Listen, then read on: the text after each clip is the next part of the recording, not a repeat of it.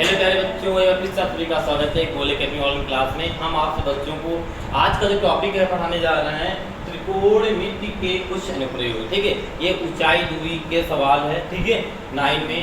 और ये थोड़ा सा रिलेटेड है आपका जो अभी आपको हमने पढ़ाया था, थोड़ा सा है, कोई बात नहीं, उसको हम रिवीजन करा देंगे तो उसकी मत परेशान होना। ठीक है, तो ऊंचाई दूरी को समझते हैं। ठीक है, तो ऊंचाई दूरी में सबसे पहले समझते हैं उन्नयन कोण को, फिर अवनमन कोण को। ठीक है, जो उन्नयन कोण होता है, कौन सा होता है उन्नयन कोण, तो उन्नयन कोण क्या होता है इसको समझिएगा पहले। उन्नयन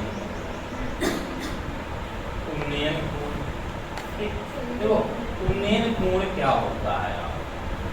उन्नयन कोण क्या होता है, जब किसी वस्तु को देखने के लिए, ठीक है, अपना सर, सीधी सिंपल सी भाषा में, जब किसी वस्तु को देखने के लिए अपने सिर को ऊपर की ओर देखना पड़ता है, ठीक है, उससे जो कोण बनता है उसे हम लोग उन्नयन कोण कहते हैं। ठीक है, जैसे कि यहाँ पर कोई आदमी, ठीक है, यहाँ पर ये कोई आदमी है, ठीक है, ये आदमी कोई है, ठीक है, समझते हैं इसको, बढ़िया सा आदमी है, ठीक है, ये कोई आदमी, ठीक है, ये उसकी आंखें हैं, ठीक है। अब इन आंखों से आदमी लग नहीं रहा तो क्या वो समझ लो आदमी ही है, ठीक है। अब इन आंखों से मान लीजिए यहाँ पे पतंग उड़ रही है, क्या उड़ रही है, पतंग आपकी उड़ रही है, इस प्रकार से होती है पतंग, होती है इस प्रकार से ये पतंग उड़ रही है, ठीक है, यहाँ पतंग उड़ रही। अब इस पतंग को आदमी ने यहाँ से देखेगा, आँख से, यहाँ से ऐसे देखेगा इस पतंग को। अब जो यहाँ पे ये हो गई क्षैतिज, यहाँ पे जो कोण बनेगा ये आपका कौन सा कोण होगा बेटा, आपका उन्नयन कोण, ठीक है, उन्नयन कोण। बताइए कोई दिक्कत है यहाँ पर, ठीक, ये कौन सा कोण होगा आपका उन्नयन। जब कोई व्यक्ति ऊपर की ओर सर उठा के किसी वस्तु को देखता है तो वहां पे आपका कोण बनता है उन्नयन कोण। इतना समझ गए। जैसे कि जहाज उड़ रहा है, अगर जहाज की बात कर रहे हैं या किसी इमारत की बात करते हैं, भाई ऊपर की इमारत होती है, ठीक है, तो आपका क्या होता है उन्नयन कोण होता है। जैसे अब यहाँ पे एक इमारत से समझते हैं, जैसे यहाँ पे एक इमारत है, क्या एक इमारत है, ये ऊपर वाला हिस्सा है, नीचे वाला, ठीक है, ये जमीन से जुड़ा हुआ है, ठीक है, किससे जुड़ा है, जमीन से, ठीक है। तो इसको जब नीचे वाले पार्ट को हम लोग बोलते हैं, अभी इसी में आएगा पाद, ठीक है, पाद यानी पैर, कोई बोलते हैं पाद, और ऊपर वाले हिस्से को हम शीर्ष बोलते हैं। इस सबको पता होगा, क्योंकि अभी क्वेश्चन में आएगा ना कि एक व्यक्ति किसी मीनार के शीर्ष को देखा, तो शीर्ष का मतलब देखा यानी चोटी को देखा, जो ऊपर होगा, ठीक, पार्ट को, उसको देखा, ठीक है, इसलिए ये ऊपर वाला पार्ट शीर्ष होता, नीचे वाला पाद होता, ठीक, यहाँ तक क्या। और नीचे आधार भी बोल देते हैं, क्या आधार, अच्छा ये भी चीज समझ रहे होगे ना, आधार, ये भी नीचे, ये जमीन, ठीक, आधार, ठीक है। कोई डाउट आता है, ये आदमी ने जब पतंग को देखा, नहीं सर को अपने उठाया तो उन्नयन कोण बन गया, ठीक है।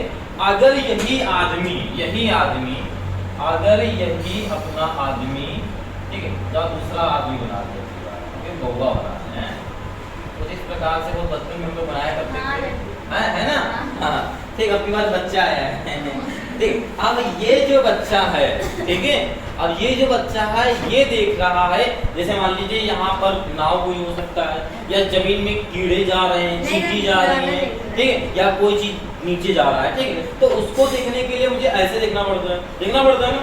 जब उसको ऐसे देखेंगे यानी आदमी को नीचे, ये बच्चा कीड़े जा रहे हैं, ये कीड़े जा रहे हैं, ठीक, अगर इनको देखता है तो यहाँ से कुछ ऐसी दृष्टि जाएगी, ये जाएगी, ठीक है, ये जाएगी ना, आदमी अपना ये खड़ा है ना, तो यहाँ से जो कोण बनेगा, ये ठीठा कोण को ऐसे दर्शाते हैं, जो तो क्लियर कर देंगे थोड़ा, पहले सुनिए, इसको बोलते हैं अवनमन कोण, ठीक है, तो क्या बोलते हैं आप लोग, अवनमन कोण। कोई डाउट यहाँ तक, ठीक है, तो सिंपल सी भाषा समझ में आई, ठीक है। डिफिनेशन लिखा दें इसकी, तो अभी डिफिनेशन लिखा देंगे, पहले इसको समझ लीजिए। जब कोई व्यक्ति अपना सर उठाए ऐसे करे, कौन सा कोण, उन्नयन कोण। अपना सर को जब नीचे करके कोई चीज ऐसे देखे तो कौन सा कोण, अवनमन कोण। इतना याद रखना, बस इतना याद कर लो, ये त्रिकोणमिति जो 9 है आपका चैप्टर समझ में आ गया, ठीक है। एक बार सर को उठाना है उन्नयन और एक बार सर को उठाना है तो, ठीक है, यहाँ तक समझ आया। अब जो आपके 8 एक्सरसाइज जो फार्मूले हैं थोड़ा सा रिवीजन करा देते थे, आप लोगों को आते होंगे क्योंकि पढ़ चुके हो, ठीक है। लेकिन जो बच्चे नहीं पढ़े हैं वो अगर ये 9 वाली सीधे देखेंगे तो भी कोई दिक्कत नहीं आएगी, ठीक है। इस वजह से थोड़ा सा रिवीजन करा देते हैं। ये हमने आपको पढ़ाया था लाल बटे कक्का पढ़ाया था ना, लाल बटे कक्का पढ़ाया था सब बच्चों को। क्या पढ़ाया था बच्चा आपको? हमने लाल बटे कक्का पढ़ाया था, कक्का पढ़ाया था। एल फॉर क्या होता है आपका? एल फॉर लंब, लेकिन यहाँ पे आता है साइन। यहाँ पर साइन थीटा होता है, यहाँ पर क्या होता है बेटा? कॉस थीटा होता है। यहाँ पे क्या होता है? टैन थीटा होता है। यहाँ पे क्या होता है आपका? कॉसेक थीटा होता है, ठीक है। और यहाँ पे क्या होता है आपका? सेक थीटा होता है। यहाँ पे क्या होता है? कॉट थीटा होता है, ठीक है। इसको समझ गए। अब अगर साइन थीटा की बात करें, हम किसकी बात करें? साइन थीटा की। तो जो साइन थीटा होता है वो होता है लंब बटे कर्ण, ठीक है। यानी एल को बोलते हैं हिंदी में लंब, ठीक है। और के फॉर होता है आपका कर्ण, और ए फॉर क्या होता है? आधार। ये तो होता है, ठीक है, कोई दिक्कत? साइन। इसी प्रकार अगर हम कॉस की बात करते हैं तो कॉस थीटा बराबर क्या हो जाएगा? आधार बटे कर्ण, तो आधार बटे कर्ण। इसी प्रकार tan की बात करते हैं तो बेटा क्या हो जाएगा? tan थीटा बराबर ये हो जाएगा आपका लंब बटे आधार। अगर यहाँ पे कॉसेक की बात करते हैं, क्या बात करते हैं? कॉसेक थीटा की बात करते हैं तो क्या हो जाएगा? कर्ण बटे लंब हो जाएगा, ठीक है। और यहाँ पे सेक की बात करते हैं तो क्या हो जाएगा आपका? कर्ण बटे आधार, कर्ण बटे आधार, कर्ण बटे आधार हो जाएगा, ठीक है। ओके, अब बात कर देते हैं सेक की बात कर देते हैं अगर कॉट थीटा की तो क्या हो जाएगा? आधार बटे लंब हो जाएगा। बताइए कोई कंफ्यूजन है आपका? ठीक, ये हो जाता है आपका, ठीक है। आप देखो चाहिए लंब कर्ण होता कहाँ पे, तो आप यहाँ पे एक डायग्राम ऐसे बनाएंगे। यहाँ पे ये आपका एक त्रिभुज होता है। हमने क्या बताया था? 90 डिग्री के सामने वाले भुजा को क्या हम लोग कहते हैं? कर्ण कहते हैं। यहाँ पे 90 डिग्री बनेगा, इसके सामने भुजा क्या होगी? कर्ण होगी। तो जहाँ पर ठीठा कोण बनता है उसके सामने वाली भुजा कौन सी होती है? लंब होती है। और जो बच जाती है वो आपकी क्या होती है बेटा? आधार होती है। बताइए कोई कंफ्यूजन? यहाँ तक कोई कंफ्यूजन किसी बच्चे को? कंफ्यूजन? और अच्छा इसमें क्या प्रयोग होगा? एक सारणिक पढ़ाई थी आपने, साइन 30 का मान, साइन 0 का मान पढ़ाया था, याद है? उस सारणिक का उपयोग होगा, ठीक। बस तो उस सारणिक को भी देख लेते, बचेगा जब देख रहे हैं तो सब कुछ देख लेते हैं, ठीक है। तो क्या देखते हैं? सारणिक मान, ठीक है। एक बार सारणिक के मान को भी रिवीजन अच्छे से कर लेते हैं। तो यहाँ पे आपका क्या होता है? थीटा, ठीक है, आपका थीटा, ठीक है। थीटा 0 डिग्री होता है, ठीक है। क्या होता है आपका? 0 डिग्री होता है, ठीक है। और क्या फिर क्या होता है? 30 डिग्री होता है। और क्या होता है बेटा आपका? 45 होता है, 60 होता है और 90 होता है। ये मान होते हैं या नहीं होते हैं? होते हैं, ठीक। यहाँ पे क्या होता है आपका बेटा? साइन थीटा, ठीक, साइन थीटा लिखते हैं, ठीक। ये आप क्या है?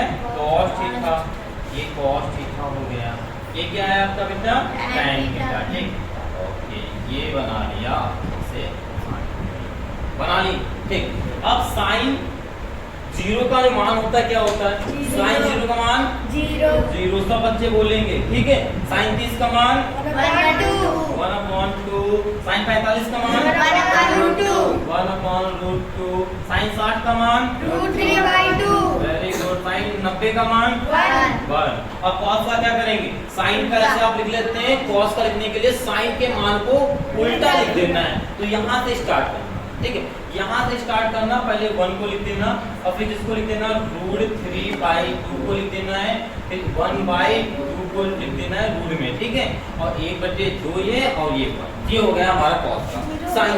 अच्छा हाँ, यहाँ पे 0 है तो यहाँ पे 0 आएगा, ठीक है। तो यानी साइन के मान को याद करना है, कॉस के मान को याद नहीं करना है। क्यों? क्योंकि साइन का जो मान होता है वो कॉस का होता है, ठीक। इतनी बात समझ में आई? बिल्कुल क्लियर हुआ।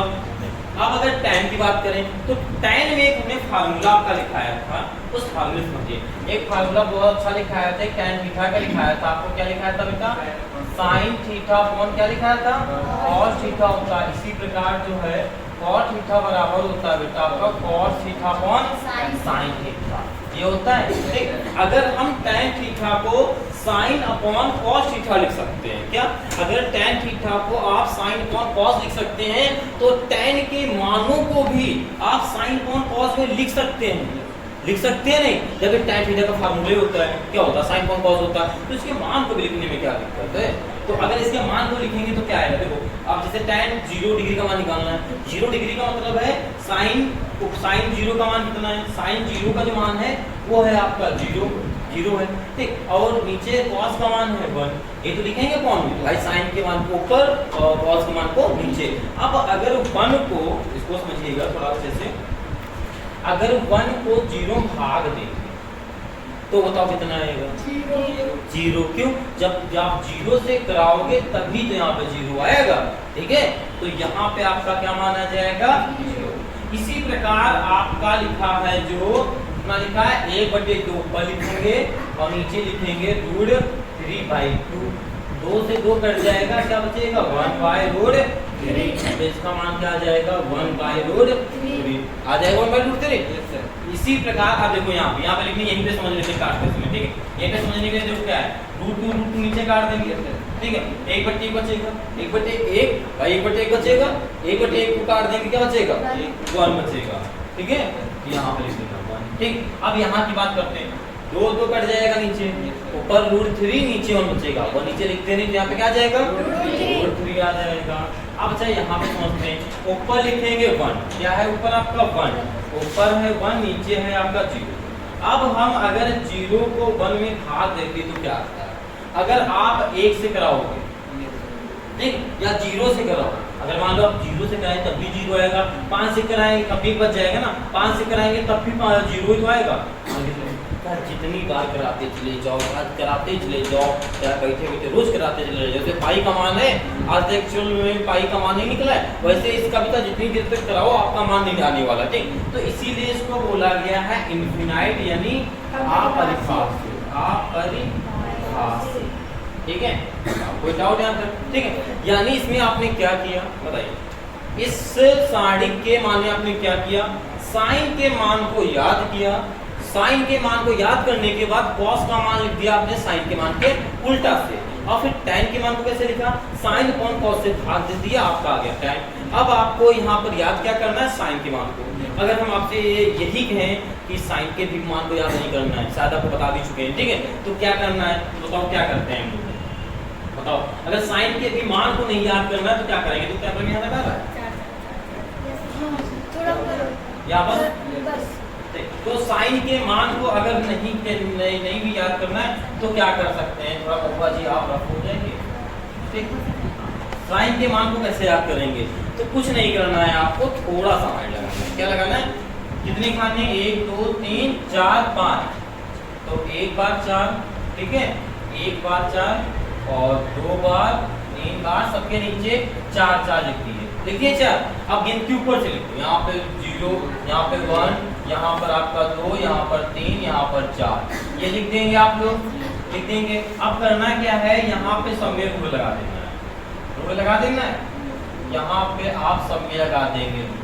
रूल लगाने के बाद जब आप 4 को, ये अपॉन में, ठीक, 4 को तो 0 भाग देंगे तो आपका 0 आएगा, किसी भी संख्या भाग दे 0 आएगा। इसी प्रकार जब 1/4 की बात करेंगे हम, तो 1 का जो वर्ग निकालेंगे तो 1 आता है, 2 का वर्ग क्या होता है? 4 का वर्ग क्या होता है? 2, तो 1/2 आ जाएगा। तो इसी प्रकार इसकी बात करें तो यहाँ पर तो 1 कम 2 तो 2 की 4 काट देंगे, ठीक है, बचेगा 1/2। 1 को बाहर निकालेंगे, 1 आएगा, √2 को बाहर निकाल नहीं सकते तो सीधे √2 लिख देंगे, ठीक। अब इसकी बात करें 4 की, 3 की, तो √3 निकाल नहीं सकते, √3 लिख देंगे, 4 को निकालेंगे तो आपका 2 आ जाएगा, और 2 होता है ना। इसी प्रकार 4 बात में 4 कट जाएगा, 1 को √2 से बाहर निकालेंगे 1 आ जाएगा, ठीक। यानी अब यहाँ पे आपके साइन के भी मान नहीं याद करना, तो साइन में कुछ याद ही नहीं करना है, ट्रिक। कोई डाउट यहाँ पर? साइन के मान को भी याद नहीं करना है, और जब साइन के मान को याद नहीं करना तो cos को ऑटोमेटिक नहीं याद करना है। जब साइन cos के आ जाएंगे तो tan को तो आप निकाल ही लेंगे। तो ये पूरा आप मेथड कर सकते हैं, कोई डाउट यहाँ तक? ठीक, बस इतना आपको 9 एक्सरसाइज में सीखना है, जो भी हमने बताया। इसके सिवा कुछ नहीं सीखना है आपको। छोटी सी आपकी ये प्रश्नावली है, ठीक है, अध्याय है, आपको तुरंत आ जाएगा, ठीक है। तो आप लोग इसे नोट कर लीजिए, फिर देखते हैं एक्सरसाइज। ओके बेटा, चलिए देखते हैं सवाल नंबर आपका फर्स्ट। देखिए फर्स्ट नंबर सवाल में क्या कह रहा आपका सवाल नंबर आपका है 5 में, ठीक है। सब बच्चे बुक में अच्छे से देखेंगे, ठीक है। आपका लिखा हुआ है भूमि के एक बिंदु से जो मीनार के पाद से, भूमि के एक बिंदु से, पहले वो लैंग्वेज को अच्छे से समझेंगे और इसको लैंग्वेज अच्छे से समझ में आ गई उसको अच्छे से सवाल आ जाएगा, ठीक है। इसलिए लैंग्वेज बहुत विशेष ध्यान देंगे, ठीक है। आपका लिखा हुआ है भूमि के एक बिंदु से, जमीन यानी भूमि के होते जमीन से, ठीक है। जमीन के एक बिंदु से जो मीनार के पाद से 30 मीटर की दूरी पर, ठीक है, जमीन के पाद से 30 मीटर की दूरी पर मीनार के शिखर का उन्नयन कोण जो है आपका बन रहा है 30 डिग्री, ठीक है। ये हमारी मीनार है, ये क्या है, ये हमारा भूमि है, जमीन है, ठीक है। ये क्या बेटा आपकी जमीन, ये भूमि का एक बिंदु है, ठीक है। भूमि के कितनी दूरी जा रहा है बताओ, 30 मीटर दूरी पर, ये 30 मीटर दूरी पर, बात तो समझेंगे, ये 30 मीटर की दूरी पर एक मीनार, ये क्या है हमारी मीनार 30 मीटर की दूरी पर, ठीक है। ए बिंदु को दे देंगे, इसको भी दे देंगे, ये बढ़ती। अब कह रहा है मीनार के, अब आगे देखो क्या कह रहा है, मीनार के शिखर का उन्नयन कोण, मीनार का शिखर का हमने भी आपको बताया था, ऊपर शिखर ऊपर पाद नीचे, ठीक है। तो शिखर ये हमारा, ठीक है। अब यहाँ से जो कोण यहाँ का बनना है भूमि के एक बिंदु से और शिखर के उन्नयन का कोण, जैसे इसको आप इसके ये हमारा जो बनना है वो कितने डिग्री का बनना है, 30 डिग्री का बनना है। तो यहाँ पे क्या हो गया आपका 30 डिग्री। बताइए ये बात समझ में आई कि नहीं आई, सब बच्चों को आई कि नहीं, ठीक है। 30 डिग्री, ठीक है। अब आगे कह रहा है मीनार की ऊंचाई ज्ञात कीजिए। क्या पूछ रहा है आपसे, ये मीनार है, ये आपसे पूछ, ये आपसे पूछ रहा है कि जो मीनार है वो कितनी ऊंचाई पर होगी, ये पूछ रहा है। तो आप क्या करेंगे, तो सबसे पहले जो पूछता है उसके बारे में देखते हैं। क्या आपने माना h, तो यहाँ पे आप लिखिएगा माना मीनार की ऊंचाई, माना मीनार की ऊंचाई h है, तब संपूर्ण त्रिभुज, क्या है ये संपूर्ण है ना भाई, संपूर्ण त्रिभुज दो भुजाएं बराबर होती हैं, पता है ना। संपूर्ण और 90 डिग्री का एंगल बनाएगा, देखो यहाँ पे 90 डिग्री का एंगल बनना है, ठीक है। संपूर्ण त्रिभुज ए बी सी, ठीक है। ए बी सी देखो कैसे लिखा जाता है, इसको भी देखना। जहां पर 90 डिग्री का कोण बनेगा वो वर्ड आपका ए बी सी में बीच में होगा। देखो हमने ए लिखा, बी इसलिए बीच में लिखा क्योंकि 90 डिग्री का यहाँ पे कोण बनना है, ठीक है। बी लिख दिया, ठीक है। ये हमारा सी हो गया, ये हो गया आपका पूरा हो गया। अब आप यहाँ पे देखो दे क्या रहा है, एक भुजा दे रहा लंब, दूसरी दे रहा आधार। तो लाल बटे अगर कक्का लिखते हैं, अगर लाल बटे कक्का को आप सबको पता होगा, लाल बटे कक्का होता है, देखो यहाँ पर लंब और आधार का जिक्र कहाँ पर, तो लंब आधार, हाँ टैन में, लंब आधार कहाँ पर टैन। तो जो आपका टैन लिखा होगा क्या होगा, टैन थीटा में कितना देना है 30 डिग्री। तो टैन 30 डिग्री बराबर में लंब में कितना दे रहा है, लंब में आपको देखो टैन थीटा बराबर क्या होता है, लंब बटे आधार, लंब में आपको h दे रहा है, ठीक है, ओके। और आधार में कितना दे रहा है 30 दे रहा है, ठीक है। अब टैन 30 का मान कितना होता है 1/√3। टैन 30 का जो मान होता है वो होता है आपका 1/√3 बराबर h/, ठीक है। तो कोई डाउट नहीं, ठीक है। अब हम गुणा करा देंगे, अगर h का इसमें करा देंगे तो आ जाएगा √3h बराबर में 30, ठीक है। अब h बराबर क्या आ जाएगा आपका 30 और नीचे √3, नीचे √3 लिखते नहीं है, बताया था आपको ना। इसका क्या करा देंगे ऊपर नीचे पूरा 30, ये √3 लिखा है, ऊपर नीचे पूरा, यहाँ पे √3 और यहाँ पे √3, नीचे गुणा कराएंगे तो ऊपर आ जाएगा 30 √3, ठीक है। √3 तो क्या हो जाएगा 3, ठीक है। यहाँ पर आ जाएगा 3 एकम 3 और 3 दहम 3, तो h बराबर आ जाएगा 10 √3। क्या आएगा, h बराबर आ जाएगा 10 √3। यही आप यहाँ पे मीटर लिख दीजिएगा, ठीक, आपका ये आंसर हो जाएगा, ठीक है। तो आपकी मीनार की ऊंचाई क्या हो जाएगी, 10 √3 होगी, ठीक है। तो नीचे लिख दीजिएगा अतः मीनार की ऊंचाई 10 √3 मीटर हो। बताइए यहाँ तक किसी बच्चे को कोई डाउट, किसी प्रकार का? तो ओके, आप लोग इसे जल्दी से नोट कर लीजिए, फिर देखते हैं। ओके बेटा, ये देखते हैं सवाल नंबर इसका सेकंड। देखिए सेकंड नंबर सब लोग अच्छे से देखेंगे, पहले इसको अच्छे से रीड करेंगे, फिर सवाल को करेंगे। आपका लिखा है आंधी से एक पेड़ टूट जाता है, ठीक है, और टूटा हुआ भाग इस तरह हो जाता है कि पेड़ का शिखर जमीन को छूने लगता है। देखो इधर ये पेड़ था आपका, ठीक है, कंप्लीटली ये पेड़ था, चलो दिख रहा है ये पेड़, ये पूरा पेड़ था, या आंधी आई तो यहाँ से ऐसे टूटा, ये जमीन समझ लीजिए यहाँ पे, और ये ऐसे आपका छूट गया, ठीक है, पूरा पेड़ हाथ ये पेड़ था, ठीक है, और आंधी ऐसे टूट गया है। तो जो ये जो मेरा पूरा पेड़ है, ये जैसे पार्ट टूट के झुका है, तो जितना ऊपर था उतना ही तो झुका है, ठीक। इस बात को ध्यान रखिएगा, जैसे कि ये हमारा पेड़ था, ये हमारा क्या था, पेड़, ठीक, बड़ा था, ये ए और बी आपका पेड़ था। आंधी आई, बीच से टूटा, अच्छा बीच से टूटा या कहीं से भी टूटा, यानी कहते बिल्कुल बीच से टूटा।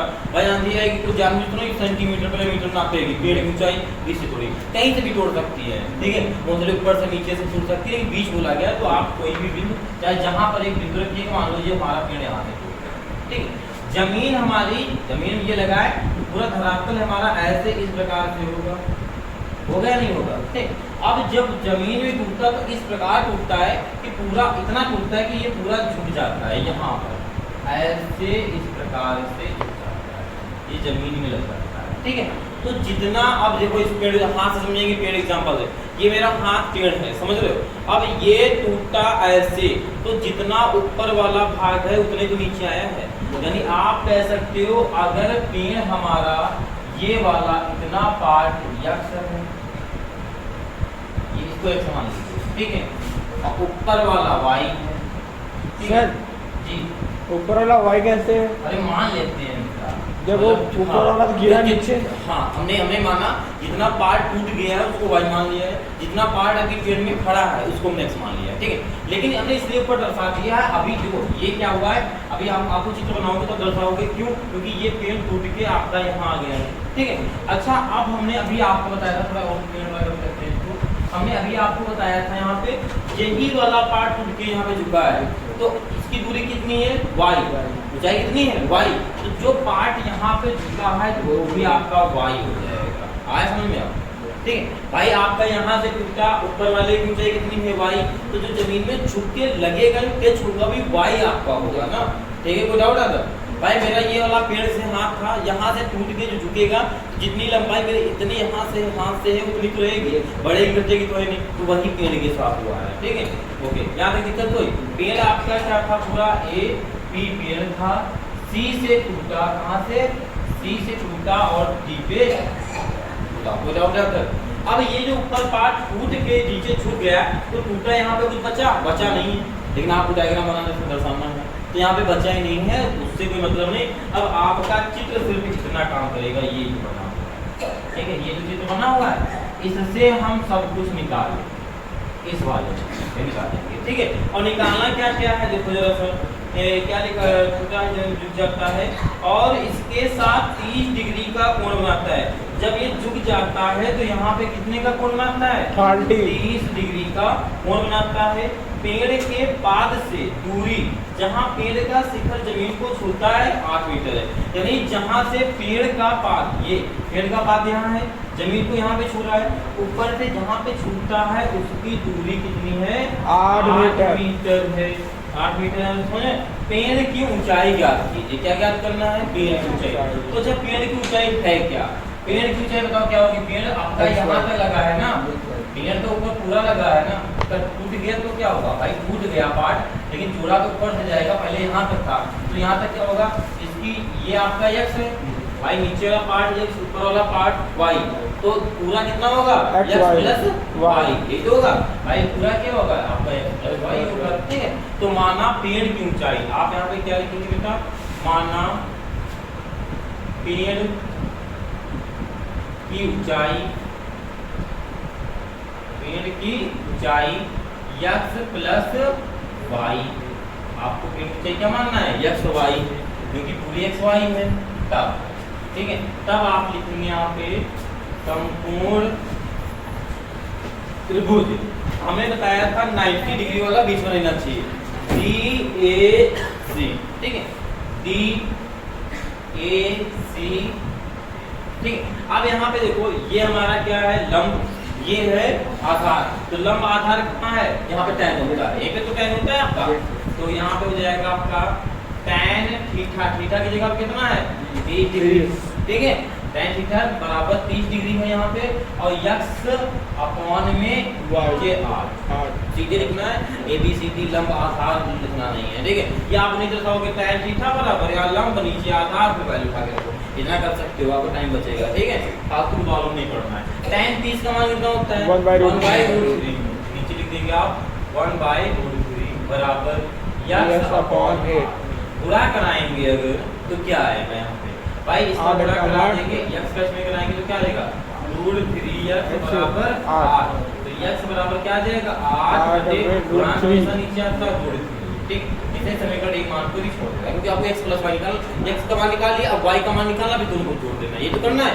अब इसी प्रकार आप इसी प्रकार y का मान निकालोगे, इसी प्रकार आप देखो संपूर्ण त्रिभुज तो वही रहना है, संपूर्ण त्रिभुज ही रहना, क्योंकि चित्र भी बना है, तो आप यहाँ पे इसी प्रकार संपूर्ण बदलने के लिए कुछ ना लिखो, लेकिन लिख देना है यहाँ पे संपूर्ण त्रिभुज DAC, ठीक। अब यहाँ पे आपको ये कर्ण y निकालना, y में क्या है कर्ण है, और यहाँ पे क्या है लंब, तो कर्ण लंब नहीं, कर्ण और यहाँ पे आधार है, यही है, तो कर्ण आधार कहाँ है, तो कर्ण आधार यहाँ पर है, ये यहाँ पे है आधार बटे कर्ण कह सकते हो, तो यहाँ पे अपसी बार क्या लेंगे कॉल, तो जो वैल्यू लेंगे कॉल थीटा की जगह 30 डिग्री, अब क्या होता है आधार बटे कर्ण होता है, चाहे यहाँ पे लिख लो एक बार अगर याद ना रहे, आधार बटे कर्ण होता है आपका, ठीक है, ओके, कोई डाउट ना तक, तो यहाँ पे हो जाएगा आपका cos 30 डिग्री बराबर आधार में 8 दे रहा है, ठीक है, कर्ण में आपको y, tan 30 का जो मान होता है वो होता है 1/√3 बराबर 8y, तो समस्या है सर, cos, अरे हाँ tan का नहीं रखना है ना, cos 30 का मान होता है आपका √3/2, ठीक है, cos 3/, ठीक है, कोई समस्या। अब पूरा अगर इसका कराएंगे तो इसका इसमें हो जाएगा, तो क्या आ जाएगा √3y बराबर 8 गुना, ठीक, जो y बराबर बेटा आपका आ जाएगा 16/√3, ये आ जाएगा, इसे समीकरण 2, ठीक, x y निकालना है, ठीक। अब आपको देखो पेड़ की ऊंचाई क्या दी है, पेड़ की ऊंचाई आपको क्या दिया, देखो पेड़ की ऊंचाई, आप लोग कॉपी भी कर रहे हैं, चित्र बनाना, इसके नीचे ये करना, उसके नीचे ये कर लेना, ठीक है, आपकी कॉपी सीधी लंबी लंबी होगी, ठीक है।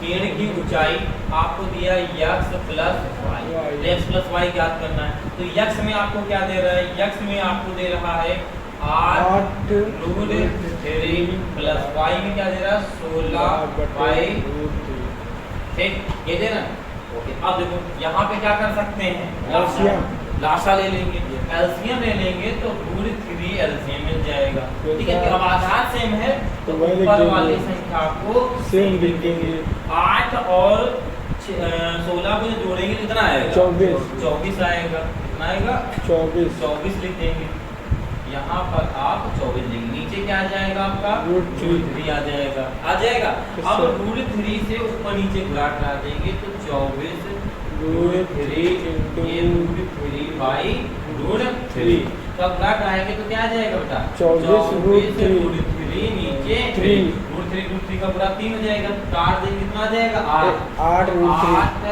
8√3, ये हो जाएगी आपकी पूरी पेड़ की ऊंचाई, ठीक है, ये आपका आंसर हो जाएगा, नहीं पेड़ की ऊंचाई क्या हो जाएगी, तो आपने भेजेगा यहाँ पे, अतः पेड़ की ऊंचाई, देखो बेटा आपका ये आंसर आ रहा, अतः पेड़ की ऊंचाई क्या है √3 मीटर।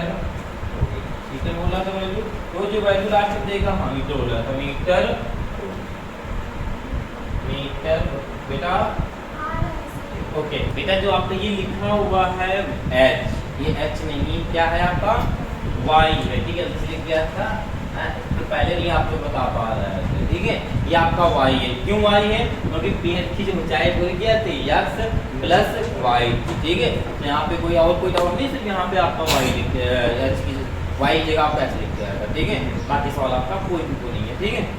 ओके, तो उस समय नहीं आप लोग भी बता पा रहे थे सर आपने जो है y की जगह h लिख दिया है। जब क्लास का सवाल हो चुका है तब सर ये y कहाँ से सर हमने अभी h का जिक्र सर किया हमने अभी क्लास देखी है ना। तो ओके बेटा, आप लोग इसे देखिए, जैसे सब बच्चों को पता चल गया होगा, कोई डाउट नहीं है इसमें होने वाला है। तो ओके बेटा, आप इसे नोट कर लीजिए। और हाँ, सभी बच्चे क्लास को शेयर कर देंगे, ठीक है। अगर चैनल पे नए हैं तो सब्सक्राइब कर लीजिए, ताकि जब भी आपके वीडियो अपलोड क्लास के तुरंत नोटिफिकेशन आ जाए तो आप अपनी क्लास को देख सकें, ठीक है। अगर दोस्तों को शेयर नहीं किया तो अपने दोस्तों को भी शेयर कर दीजिए, ताकि वो लोग भी अच्छे से पढ़ाई कर सकें, ठीक है। ओके, क्लास को लाइक कर दीजिएगा, फिर आगे बढ़ो।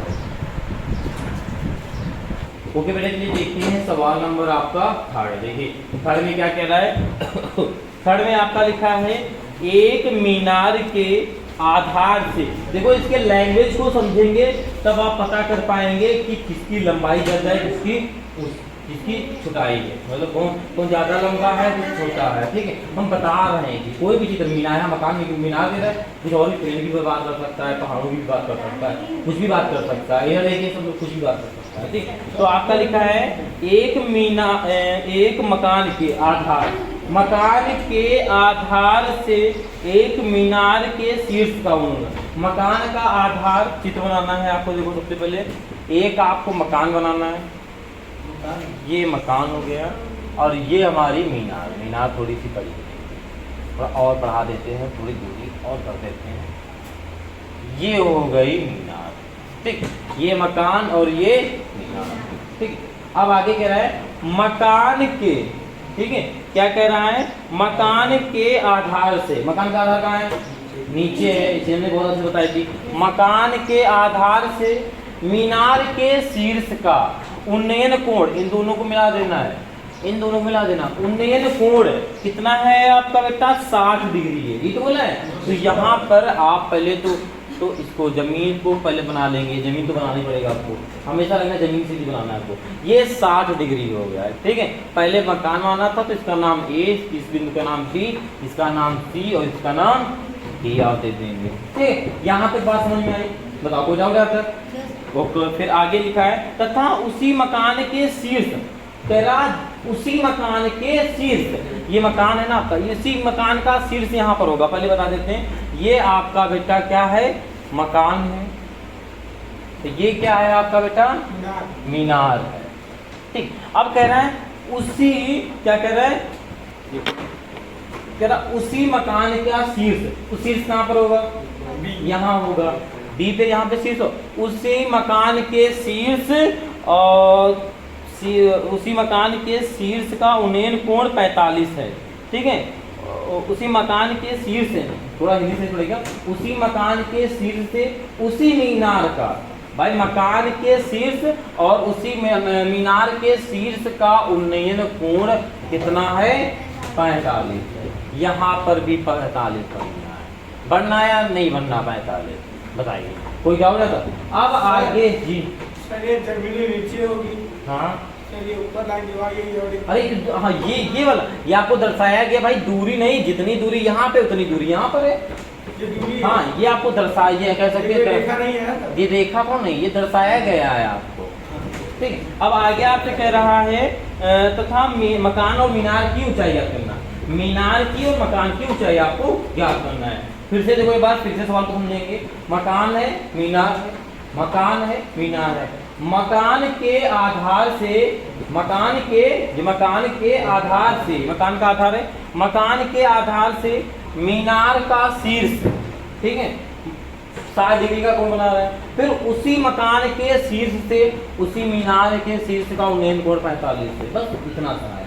अब यहाँ पे आप लोग थोड़ा मान लीजिएगा, जैसे कि ये वाली जो है और कुछ दे रहा है, कोई वैल्यू दे रहा है आपको, हाँ दे रहा है, मकान तथा मीनार के बीच की दूरी दे रहा है। देखो देखो मकान, ये मकान है और ये मीनार है, इन दोनों की जो बीच की दूरी कितनी दे रहा है, 20 मीटर दे रहा है। ठीक है, अब आप यहाँ पर नाम इसको ABCDE इसका नाम दे दीजिएगा इस बिंदु को। ठीक है, अब देखो हमने माना जो मकान है वो क्या बेटा, क्या माना, जो आपका मकान है, मकान यहाँ पर है, ये जो मकान है वो आपका यक्ष है।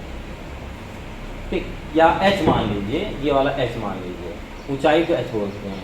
ये जो मकान है H, तो जाओ यहाँ तक किसी बच्चे को, अगर पूरा मकान को H मान लिया, अब मीनार को क्या मान लेते हैं बताओ, मीनार को मान लेते हैं, अगर देखो थोड़ा और सॉल्व करते हैं अच्छे से, ये अगर ये दूरी आपकी H है, ये दूरी अगर आपकी H है तो ये दूरी क्या होगी, H, ये भी होगी H या नहीं होगी बताओ, अगर ये दूरी H है इतनी, तो इतनी दूरी भी H होगी।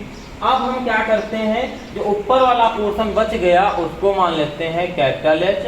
अच्छा तो आप बताओ बेटा, आपका जो पूरी मीनार है उसकी ऊंचाई क्या होगी, नीचे वाली की स्मॉल h, ऊपर वाली की कैपिटल H, तो पूरी जो ऊंचाई होगी कैपिटल H स्मॉल h होगी।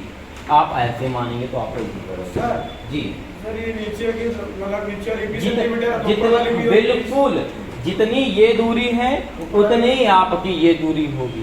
बिल्कुल वेरी गुड, ये भी बिल्कुल बात सही है। जितनी आपकी 20 मीटर ये है तो 20 मीटर ये होगी। बताओ डायग्राम बताओ समझ में आया या कोई कंफ्यूजन कि डायग्राम को लेकर आ गया समझ में सही बच्चों को?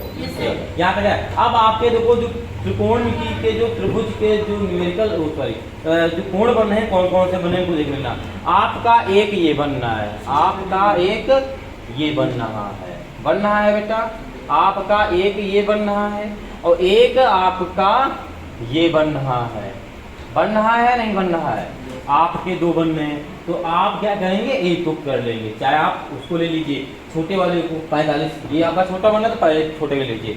तो यहाँ पे आप सबसे पहले आपको निकालना क्या है, यहाँ पे लिख लीजिएगा माना क्या, माना मकान की ऊंचाई, मकान की ऊंचाई, माना मकान की ऊंचाई क्या आपने माना है h स्मॉल h, माना मकान की ऊंचाई h है, मान लेंगे कोई डाउट आता है, मकान की ऊंचाई को h मान लेंगे तथा इधर देखिए तथा मीनार की ऊंचाई, मीनार की ऊंचाई बेटा क्या है बताइए, मीनार की ऊंचाई क्या है कैपिटल H और स्मॉल h, यही तो है, तो कैपिटल H और स्मॉल h इतना लिख देंगे। ठीक है, तब लिख दीजिएगा बेटा, तब समकोण त्रिभुज, अब आप ऊपर ले रहे हैं तो BED, ई बीच में इसलिए रखेंगे, आप ऐसा कर सकते हो DED भी कह सकते हो, लेकिन ई आपका बीच में रहेगा क्योंकि वहाँ पे 90 डिग्री समकोण का त्रिभुज बनता है, जहाँ पे समकोण का त्रिभुज बनता है कोण 90 डिग्री वो बीच में रहता है, तो आप यहाँ लिख देंगे BED। ठीक है, अब आप यहाँ पे क्या दे रहा है, लंब दे रहा है, नीचे आधार दे रहा है, लंब आधार कहाँ पर होता है tan में, तो tan 45 डिग्री बराबर, tan 45 डिग्री बराबर लंब में कितना है कैपिटल H है और नीचे कितना है आपका 20 है, यही तो है, कोई डाउट है तक? ये इसकी चित्र की बात कर रहे हैं। ठीक है भाई साहब, आपके इस चित्र की बात चल रही है अभी सिर्फ, ठीक है कोई डाउट है तक? आप इसको सॉल्व करेंगे, 45 का मान कितना होता है बेटा आपका 1h और ये आपका 20, यही तो होगा। ठीक है, आप देखो यहाँ पे गुणा करा देंगे तो h कौन में कराएंगे तो h बराबर कितना आ जाएगा 20, समीकरण 1 मान लेना। ठीक है, h बराबर क्या आ जाएगा आपका 20। देखो अब ये आपका h बराबर निकल आया आपका 20। ठीक है, अब इसी प्रकार क्या करेंगे आप लोग, इसी प्रकार समकोण त्रिभुज, ठीक बड़ा वाला ये वाला त्रिभुज लेंगे इस बार, ये वाला जो आपका त्रिभुज ऐसे गया ये वाला क्या, तो क्या हो जाएगा ACD, तो यहाँ पे लिख देंगे आप ACD से। ठीक है, ACD लिख देंगे। ठीक है, अब यहाँ पे आप देखेंगे ये आपका लंब है त्रिभुज में, ये आधार है, तो लंब आधार का जिक्र आपका tan में होता है, तो यहाँ पर भी हो जाएगा आपका tan, लेकिन यहाँ पे कितना दे रहा है 60 डिग्री दे रहा है, tan 60 डिग्री बराबर में लंब में कितना दे रहा है, कैपिटल एच और स्मॉल एच, नीचे आपका 20 दे रहा है। tan 60 का मान कितना होता है, 1/√3। ये tan 30 का होता है, ठीक है। tan 60 का जो मान होता है वो √3 होता है, ठीक है। लेकिन अगर हम कुछ भी लिख दें वो हाँ है, अरे कम से कम एक बार अपने आप भरोसा रखा करो। देखिए अभी आप लोगों ने बताया होगा, आपने बताया सब बच्चों की बात कर रहा है, ठीक। हमने अभी आपको यहाँ पे बताया हुआ था tan 60, ठीक। tan 30 का मान, जब उसका मान √3 था तो उसका भी मान कैसे हो जाएगा, तो 1/√3 रखा था तो उसका मान कैसे हो जाता 1/√3, ठीक। तो tan 60 का मान √3, ठीक है। अब यहाँ पर h capital H small h upon में 20, इसका गुणा कराएंगे तो ये हो जाएगा capital H small plus h बराबर 20√3, ये हो जाएगा, ठीक। अब आप समीकरण इसको यहीं पे 1 लिख दीजिएगा, ठीक है। समीकरण, अच्छा इसका समीकरण 2 होगा, ठीक। ये समीकरण आपका 2 हो जाएगा, ठीक। अब आपको देखो बेटा निकालना क्या है, इसको अच्छे से देखिए, आपको निकालना है स्मॉल h निकालना है और कैपिटल H प्लस h निकालना है। तो यहाँ पे आप लिख दीजिएगा हिंदी में समीकरण, ठीक है। समीकरण 2 में समीकरण 1 का मान रखने पर इसका मान इसमें रख देंगे तो क्या हो जाएगा, यहाँ पे कैपिटल H का मान यहाँ पे रख देंगे, ये हो जाएगा आपका 20, क्या हो जाएगा आपका 20 प्लस स्मॉल h और आगे लिखा है आपका 20√3। भाई ये वाला कैपिटल H है यहाँ पे रखा गया है, ठीक है। तो आगे देखो स्मॉल h बराबर 20√3, ठीक है, √3 और ये वाला 20 उधर जाएगा तो काहे का हो जाएगा, माइनस का हो जाएगा, 20 हो जाएगा माइनस का 20, ठीक। आप देखो यहाँ पे तो स्मॉल h बराबर इसको 20, भाई यहाँ पर 20 है, यहाँ पर 20 है, 20 को कॉमन लेंगे, अब क्या बचेगा √3 - 1 बचेगा, ठीक। √3 और √2 का हमने आपको मान बताया था, सब बच्चों को याद है। √2 का मान क्या बताया था हमने, 1.414 बताया था, ये बताया था √2 का मान। इसी प्रकार हमने आपको √3 का भी मान बताया था 1.732, ये बताया था, ठीक है, 1.732, ठीक। तो यहाँ पे √3 के मान को रख दिया जाएगा, तो ये हो जाएगा बेटा आपका h बराबर 20, ठीक है। तो यहाँ पे हो जाएगा क्या 1.732 माइनस का 1। अब इसको अगर हम माइनस करेंगे 1 पॉइंट के बाद आपको इसको माइनस करेंगे तो क्या बचेगा 20, यहाँ पे अंदर बचेगा 0.73। पता कोई डाउट आता है, माइनस करना आता है ना सबको, कोई डाउट आता है। अब इसका गुणा करा देंगे h का, तो h का जब गुणा करा देंगे तो क्या आएगा, 2 का 0 का कराएंगे, पहले 0 लिख देंगे, ठीक है। अब 2 का कराएंगे, 2 दूनी 4, 2 तीन 6, 2 सती 14, 14 के पूरे लास्ट में 14 लिख देंगे, 0 है, कोई फायदा 0 हो जाएगा, ठीक है। अब यहाँ पे देखो, अब यहाँ पे आपका 1 2 3 संख्या बाद पॉइंट लगा है, ठीक है। तो 1 2 3 संख्या बाद पॉइंट लगा देंगे तो h बराबर 14.64 आपका आंसर हो जाएगा, ठीक। यहाँ पर मीटर लिख देंगे, ठीक। ये क्या हो जाएगी, आपके जो h होगी वो मकान की ऊंचाई होगी, ठीक है। तो आप यहाँ पे लिख देंगे, सब लोग इधर देखिए, यहाँ पे लिख देंगे अतः मकान की ऊंचाई कितनी है आपकी, 14.64 मीटर, ठीक। अब आपको क्या पता करना है, मीनार की ऊंचाई, ठीक है। अब आपको क्या करना है, मीनार की ऊंचाई, तो यहाँ पे लिखेंगे बेटा मीनार की ऊंचाई क्या है, कैपिटल H स्मॉल h है, ठीक है, प्लस में, ठीक है। तो कैपिटल H स्मॉल h आपने क्या निकाला है, 20, क्या निकाला बेटा आपने 20√3 निकाला है, ये जो निकाला है। बस यहाँ पर भी आपको क्या करना है, यहाँ पर 20√3 का मान क्या होता है 1.732 रख देना है। जब इसका गुणा कराएंगे तो क्या आ जाएगा आपका, बताइए, 0 का गुणा कराएंगे 0, 2 दूनी 4, 2 तीन 6, 2 सती 14 के 4, 2 एकम 2 1 3, 1 2 3 संख्या 1 पॉइंट, 3 संख्या पॉइंट यहाँ लगा देंगे तो capital H plus small h बराबर आ जाएगा 34.64 मीटर। ठीक है। तो जो मकान की ऊंचाई होगी वो आपकी होगी 14.64 और जो आपके मीनार की ऊंचाई होगी, मीनार की ऊंचाई के लिए h प्लस स्मॉल h दिया है तो 34.64। ठीक है, बताइए इस सवाल में किसी बच्चे को किसी प्रकार का डाउट? No sir. आ गया समझ में अच्छे से? तो ओके बेटा, आज की क्लास को यहीं तक रखते हैं, मिलते हैं कल की क्लास में 4 नंबर सवाल से। और सभी बच्चे नोट्स जरूर बना लेंगे और इस सवाल पे लैंग्वेज पे थोड़ा अच्छे से ध्यान देंगे। आपको बाकी कुछ नहीं है इसमें, सिर्फ लैंग्वेज पे ध्यान देना। जिसको चित्र बनाना इसका आ गया उसको सवाल आ गया, जिसको चित्र बनाना आ गया। ठीक, और चित्र में कुछ चीज़ें हमने आपको पॉइंट्स बताए थे, उनको ध्यान में रखते हुए काम करेंगे, आपका आ जाएगा। ठीक है, तो सभी बच्चे ठीक है अपने दोस्तों को क्लास को